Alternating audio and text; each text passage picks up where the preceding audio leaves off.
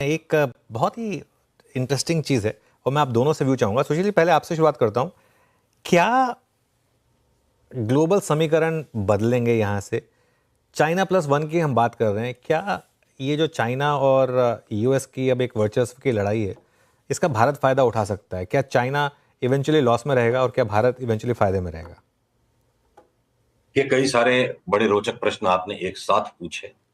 Short term में अगर China के ऊपर इस तरह की प्यूनिटिव नहीं, प्रोहिबिटिव अगर टैरिफ्स लगाई गई कि जाओ चाइना से बिजनेस ही नहीं करना, तो चाइना के पास जो आज वर्चस्व है कि भैया सारा संसार कंपेल्ड है, चाहे अच्छी क्वालिटी हो चाहे बुरी क्वालिटी हो, है जिस तरह के भाव में चाइना काम करता है, तो सारा संसार बाध्य हो जाता है। वो राष्ट्रवाद को भूल जाते हैं, सारे संसार में राष्ट्रवाद को भूल जाते हैं, हर चीज को लोग भूल जाते हैं। वह अपने स्वार्थ में बस कैसे भी जाके संसार का हर बिजनेस चाइना से डील कर लेता है।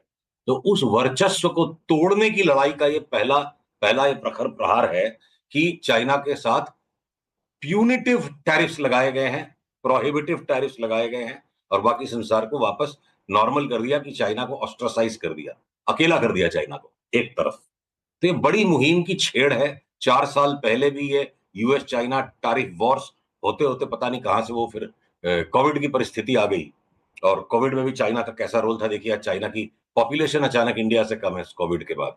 तो बहुत सारी रहस्यमयी बातें हैं। लोग कॉन्स्पिरेसी थ्योरीज के नाम पे इन्हें डिसमिस कर सकते हैं, इसलिए मैं उनके डेप्थ में नहीं जाऊंगा। पर एक बेसिक कॉमन सेंस मैं आज सबको याद दिलाना चाहता हूं। रशिया ने 20 साल तक 1980 में जो 79-80 में जो कमोडिटीज का क्रैश आया, उसके बाद 20 साल तक प्राइसेस उस क्रैश्ड लो पे नीचे बने रहे और जो खड़े नहीं हो पाए दोबारा। तो ऐसा क्यों हुआ था? उसको जाके आप गूगल कीजिए और इतिहास के पन्नों को स्टडी कीजिए। 20 साल तक रशिया जो वर्ल्ड की हर कमोडिटी में नंबर 2 प्लेयर है, वो कॉस्ट ऑफ प्रोडक्शन के नीचे माल बेच बेच के डिलीवरी करता रहा और पूरे संसार ने इकोनॉमिक अपलिफ्टमेंट देखा। वर्ल्ड की हर थकी हुई कॉस्ट इनएफिशिएंट वेस्टर्न इकोनॉमीज भी ब्लॉसम करती चली गई। ये सारी कमोडिटीज आपको कॉस्ट ऑफ प्रोडक्शन के नीचे डंप करता गया रशिया। तो ऑपरेटिंग अकाउंट के ऊपर में रशिया ने घाटा उठाया लगातार और दादागिरी करने के लिए उसने रशियन रूबल को यूएस डॉलर के साथ पैग कर दिया। सेम टू सेम हरकतें चाइना कर रहा है, अल्बेट रॉ कमोडिटीज में नहीं, इंटरमीडिएट गुड्स में, इंडस्ट्रियल इंटरमीडिएट्स में। जो चाइना की सारी चीजें, ज्यादातर जो चाइना की सारी चीजें लोग इंपोर्ट कर रहे हैं, वो ब्रांड्स नहीं है। अभी एक जाके इतने साल बाद जाके बीवाईडी ने चाइनीज ब्रांड बनने की कोशिश की, चाइना ने लिनोवो को अक्वायर करने की कोशिश की, वो भी कोई ब्रांड टेक ऑफ नहीं कर पाया। तो चाइना कमोडिटाइज प्रोडक्शन करके एक्सेसिव जो डंपिंग कर रहा है और पूरे संसार की समस्या चाइना है। तो चाइना घाटा उठा रहा है कहीं ना कहीं। इस तरह के भाव में सारे संसार को माल बेचना संभव नहीं है और सेम हरकत इसने की हुई है। अपना एक फाइनेंशियल वर्चस्व बनाने के लिए चाइना ने अपनी करेंसी को डॉलर के साथ पेग किया हुआ है। तो आप कैपिटल अकाउंट के ऊपर में जो बिल्कुल समृद्ध नजर आते हो, प्रॉस्परस नजर आते हो और प्रॉफिलिगेसी कर रहे हो, अनैतिक अनैतिक व्यापार आप कर रहे हो ऑपरेटिंग अकाउंट पे। तो रशिया जब कोलैप्स हो गया क्योंकि अंदर से आपकी कमाई नहीं है, 20 साल तक आप घाटे में चलोगे, खोखली हो गई करेंसी, एक दिन गिर गया बाजार। तो अंतोगत्वा एक न एक दिन ये भी एक कम्युनिस्ट एम्पायर है। Communism is equal to corruption, ये मेरी पर्सनल बिलीफ है। रशिया उसका सबसे बड़ा जीवंत उदाहरण है। चाइना की भी वैसी कहानी एक न एक दिन निकलेगी, पर वो एक न एक दिन आते आते 5 7 8 साल लग गए तो कोई बड़ी बात नहीं है। तो वो एक्सट्रीम फार एंड है। और नियर एंड में आज ये जो 90 दिन का टाइम है, किसको पता बढ़ के 60 दिन हो जाए, 90 दिन के बाद और 90 दिन हो जाए। तो इस कैलेमिटी के अंदर अपॉर्चुनिटी जरूर है उन कंपनीज के लिए जो चाइनीज एक्सपोर्ट्स को रिप्लेस करने की कोशिश कर सकते हैं अमेरिका के साथ या बाकी विश्व के साथ। तो चाइना आइसोलेट हो गया है, ऑस्ट्रासाइज हो गया है। ये अब ग्लोबल टैरिफ वॉर नहीं है। पूरे संसार को चाइना के विरुद्ध लेने का ये ट्रंप का एक बहुत ही बेहतरीन मास्टर स्ट्रोक रहा कल का। और ये जो टैरिफ वॉर नजर आ रहा था, टैरिफ वॉर नहीं है। जो ट्रंप के पूर्व कार्यकाल में उन्होंने यूएस चाइना टैरिफ वॉर जो था, उसका जो पार्ट 2 है, much more well thought out, much more organised और पूरे संसार को साथ लेके चल रहे हैं। तो short run as well as long run में सिर्फ नेशनलिज्म की भावनाओं से नहीं, एक सामान्य जी। ज्ञान जो व्यापारी के पास होना चाहिए, प्रॉफिट और लॉस क्या है उसकी कॉमन सेंस की थिंकिंग से, मैं ये मानता हूं ये मैटर ऑफ टाइम है। ये 5 साल में हो जाएगा, 7 साल में हो जाएगा, 8 साल में हो जाएगा। चाइना का दिवाला पिट जाएगा। चाइना अंदर से दिवालिया है और उसका दिवाला पिटना बाकी है। वो 5 7 8 साल जो भी लगे, चाइना स्टोरी हमेशा के लिए खत्म हो जाएगी। चलिए अब सुशील थोड़ा सा चार्ट्स पे फिर लौटते हैं। आई मीन जैसे कि आपने शुरुआती अपने स्टेटमेंट में कहा कि कल का गैप अप चेज आप नहीं करेंगे और सैद्धांतिक वो बिल्कुल सही भी है, बट फिर भी नीलेश जी, ये इनफैक्ट सुशील जी, कल तक का जो आपका एनालिसिस था इस इवेंट से पहले यूएस में जो हुआ, चार्ट्स लोअर लेवल्स पे कहाँ स्टेबल थे, प्राइस कहाँ पे स्टेबल थे जहाँ पर थोड़े बहुत गैप अप्स 1-2% के आप कंसिडर करेंगे? Just putting instance of FMCG जिसकी चर्चा इस कार्यक्रम में काफ़ी बार हुई, स्टेबल चार्ट्स कहाँ पर हैं जिनको वाकई चेज कर सकते हैं अगले आप 10-12 दिन में, 15 दिन में? सारी चीजों के अंदर में देखिए, वैसे क्या है कि 2 मिनट के अंदर में मैं 50 चार्ट तो आपसे डिस्कस नहीं कर पाऊंगा। तो ब्रॉडली स्पीकिंग ही बात करनी पड़ेगी कि जब इतना बड़ा गैप अप खुलेगा, उसके बाद कोई स्टॉक में घंटा भर वेट करेंगे, किसी में 5 घंटा वेट करेंगे, किसी में 2 दिन वेट करेंगे। पुल बैक पे लेना है, छापम छापी करके लेने वाला बाजार नहीं है ये। चलिए एक काम करते हैं, अब एक बार यतिन के पास चलते हैं वापस और जानते हैं कि अभी भी जो ब्रोकरेजेस हैं वो क्या कह रही हैं, इस जो इमीडिएट रिएक्शंस आई हैं वो क्या कह रही हैं इस टैरिफ यू टर्न के बाद। यतिन बताइए। तो देखिए अनुज जी, अगर हम बात करें ब्रोकरेजेस की, तो कहीं ना कहीं जो बड़े ब्रोकरेजेस जैसे कि गोल्डमैन सैक्स, इनको लगता है कि जो प्रेसिडेंट ट्रंप ने 90 दिन का पॉज अनाउंस किया है, उसके बाद जो रिसेशन की प्रोबेबिलिटी है केवल 45% रह गई है। तो इन्होंने जो प्रीवियस स्टैंस था, जहां उनको लगता था कि यूएस श्योरली रिसेशन में चला जाएगा, उस व्यू को उन्होंने चेंज कर दिया है। अब 45% रिसेशन की प्रोबेबिलिटी के साथ ही वो आगे बढ़ रहे हैं। इनको लगता है कि क्योंकि ग्रोथ के लिए सपोर्ट की जरूरत रहेगी मॉनेटरी साइड से, तो उनको लगता है कि 3 रेट कट्स 25 बेसिस पॉइंट्स के इस कैलेंडर ईयर में आने चाहिए, यानी 2025 में लगभग 75 बेसिस पॉइंट्स का टोटल रेट कट वो एक्सपेक्ट कर रहे हैं।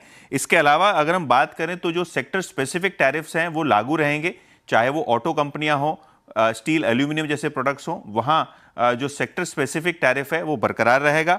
अगर हम सिटी की बात करें तो कहीं ना कहीं उनको लगता है कि यूएस स्लोडाउन को अवॉइड नहीं कर सकता और रेट कट जरूरी है अब ग्रोथ को सपोर्ट करने के लिए और इन्फ्लेशन को काबू में करने के लिए।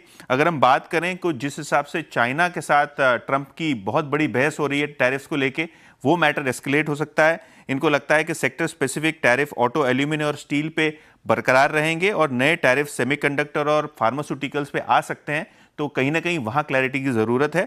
और अगर हम एवरकोर रिसर्च की बात करें तो इनके हिसाब से 13% यूएस के इंपोर्ट्स ऐसे हैं जो बिना चाइना के नहीं चल सकते। तो किस हिसाब से यूएस अपनी सप्लाई चेन ठीक करता है वो देखने लायक रहेगा।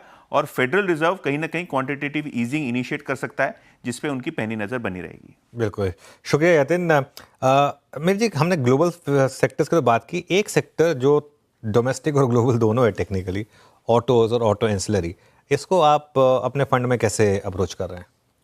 तो ऑटो मोस्टली जो सिवाय के एक स्टॉक जो ओरिजिनल जो है मैन्युफैक्चरर, वो मोस्टली डोमेस्टिक ही है हमारे। एक्सपोर्ट्स है लेकिन is a smaller percentage for most of the companies. तो ऑटो में हम ये देख रहे हैं कि जो एसयूवीज वाली सेगमेंट है और ट्रैक्टर वाली सेगमेंट है, उसमें ग्रोथ रेट काफ़ी कंसिस्टेंट रही है और उसमें मुझे लगता है कि जो इमीडिएट थ्रेट ऑफ ईवी जो है वो भी रिलेटिवली कम है। जो लोअर एंड जो कार्स हैं, सस्ती वाली कार्स हैं प्राइस पॉइंट वाइज, उसमें मुझे लगता है ईवी का जो पेनिट्रेशन है वो जल्दी होगा। तो हाँ, हमारे पास जो ऑटो ओईएम्स में है वो बेसिकली एसयूवीज और ट्रैक्टर लिंक्ड वाले सेगमेंट में है। टू व्हीलर्स और कार्स में हमारा एक्सपोजर नहीं के बराबर ही है। ऑटो एंसिलरीज का फायदा यह है कि काफ़ी जो हमारी पोर्टफोलियोज कंपनी है वो हंगर फॉर ग्रोथ वाली कंपनीज है। वो न सिर्फ अपने सेगमेंट में अच्छा काम कर रही हैं, ग्रोथ कैपेसिटीज बढ़ा रही हैं, लेकिन एडजेसेंट सेगमेंट्स में नए नए प्रोडक्ट में भी जा रही हैं और उनका भी जो एक्सपोजर है वो मोस्टली लोकल मैन्युफैक्चरिंग वाली कंपनी ओईएम्स को है। तो ऑटो एंसिलरीज में हमने स्टॉक स्पेसिफिक 2-3 स्टॉक्स आइडेंटिफाई करके इन्वेस्ट किया है, जो हमने आफ्टर अप्रैल 2 भी जब हमने पोर्टफोलियो को एनालाइज किया तो उनको भी फ्रैंकली स्पीकिंग ग्लोबल डेवलपमेंट से इतना फर्क नहीं पड़ने वाला, क्योंकि ये ऑर्गेनिकली अपनी कैपेसिटी बढ़ा रही है और नए नए प्रोडक्ट्स इंट्रोड्यूस कर रही हैं। तो उस तरह की ऑटो एंसिलरी जहाँ पे ग्लोबल एक्सपोजर कम हो वो हम प्रेफर कर रहे हैं। चलिए ठीक है। सुशील जी, तो कल अगर आप मुझे दे सकें 5 बाय आइडियाज और 5 सेल आइडियाज कल के गैप अप के बाद, तो वो क्या होंगे? अनफेयर क्वेश्चन है अनुज।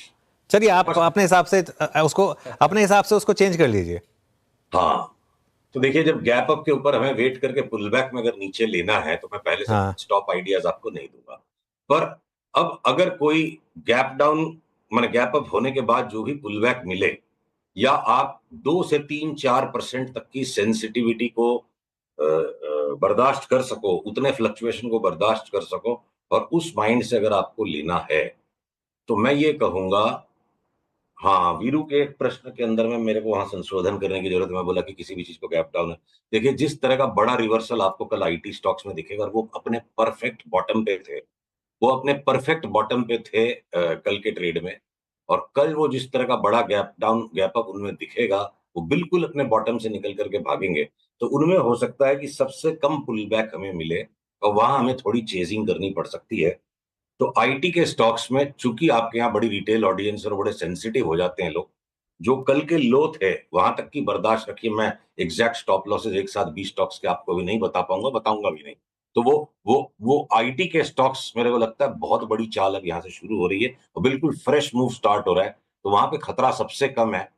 मैं बैंक्स के स्टॉक्स के अंदर में जरा सा भी ऊपर की तरफ जहां रिबाउंड बनेगा, जैसे कोटक महिंद्रा बैंक 20 रुपया 25 रुपया बढ़ते के साथ मैं उसको बेचना शुरू कर दूंगा, या हो सकता है आईसीआईसीआई बैंक 20-25 रुपया बढ़े। आईसीआईसीआई कोटक हमारी शॉर्टिंग लिस्ट में है, और आईटी के स्टॉक्स हमारी बाइंग लिस्ट पे। अब आईटी में से कोई भी 4-5 स्टॉक्स चुन लीजिए। दूसरा, अगर मैं बोलूं कि आपको जो ऑटो एंसिलरी के स्टॉक्स हैं, एमएनसी जैसे बॉश, उसको हमें हर भाव से लेना है, वहां कोई स्टॉप लॉस नहीं है, कोई पुल बैक नहीं है, रोज उसमें एसआईपी करो।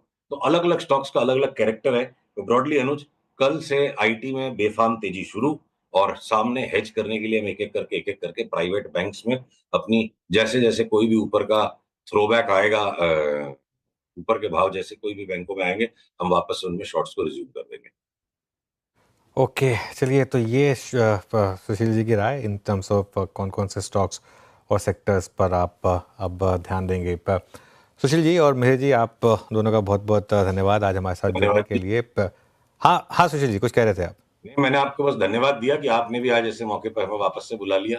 हाँ, नहीं, वो तो खैर हम बुलाते ही हैं आपको। Thank you so much. चलिए, इस शो को समेटने का समय आया। इससे पहले मैं बस एक, इस शो को समाप्त करें इससे पहले एक जो एडिटोरियल टेक मैंने पिछले शो में लिया था, एक बार उसको दोहरा देता हूँ, क्योंकि एक सेंस ये बन रही है कि यहाँ से एक बहुत बड़ी रिलीफ रैली शायद प्ले आउट हो। अब उसमें आप पार्टिसिपेट कर पाएंगे या नहीं कर पाएंगे, ये तो गिफ्ट निफ्टी वाले ही जानते हैं, क्योंकि गिफ्ट निफ्टी 800-850 पॉइंट ऊपर है। हो सकता है इस खबर पर हम वापस 23,800 टेस्ट करें, लेकिन उसके ऊपर शायद अभी, शायद फिलहाल जगह ना हो। ध्यान रखिए, 23,800 वो लेवल था जहां से हम 2 बार गिरे थे टैरिफ की वजह से। उससे पहले की जो गिरावट थी वो हमारी अपनी थी अर्निंग सीजन को लेकर, तो इसके लिए उस पर ध्यान दें। ऑटो और फार्मा यहाँ पर अभी भी थोड़ी सी अनसर्टेनिटी है। आईटी स्टॉक्स में ज़रूर, मेटल्स में ज़रूर थोड़ी शॉर्ट कवरिंग आएगी। ओएमसीज और एफएमसीजी में हो सकता है हायर लेवल पर थोड़ी प्रॉफिट बुकिंग आए। चलिए, आज हमारे साथ छुट्टी वाले दिन जुड़ने के लिए बहुत बहुत शुक्रिया। कोशिश की है हमने कि आपको तैयार कर सकें, कल मार्केट में एक बड़े गैप अप के बाद आप अपने आप को प्रिपेयर कर सकें इसके लिए। बाकी तो जो मार्केट करेगी वो कल 9:15 बजे पता चलेगा। लेकिन एक बार फिर से हमारे गेस्ट का जुड़ने के लिए बहुत बहुत शुक्रिया। वीरू और मुझे इजाज़त दीजिए, और रहिए सीएनबीसी आवाज़ के साथ।